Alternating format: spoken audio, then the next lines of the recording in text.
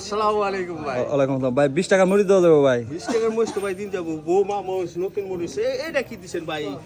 টাকা নতুন টাকা না ভাই। না না ভাই, এই মঞ্জুলের ছবি টাকা আমি নিব না ভাই। এটা না এটা বাংলাদেশ তো বানাইছে, বাংলাদেশ সরকার বানাইছে ভাই। বাংলাদেশে বানালে কি আমরা হইলাম মুসলিম, আমরা এই টাকাটা কেন নিব ভাই?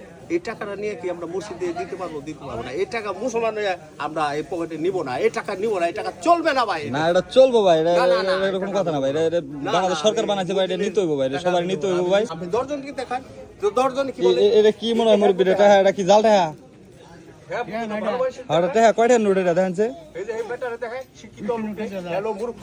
এই যে হ্যাঁ তো 20 টাকা নোট কইতাছে যে হ্যাঁ দেখেন চলবে নাকি মন্দিরের কি ভাই? ছোট ভাই এটা কি চলবো? চলে গো টাকা, আমরা মুসলমান মানুষ না।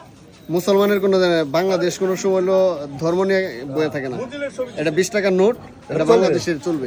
না, মন্দিরের ছবি না এটা নিতে হবে এটা নিতে হবে। না ভাই, আমি টাকা না নিতে হবে না আপনি। আমরা মুসলমান মানুষ ভাই। না আপনি অ্যারেস্ট হয়ে যাবেন, অ্যারেস্ট হয়ে যাবেন। না নিতে হবে।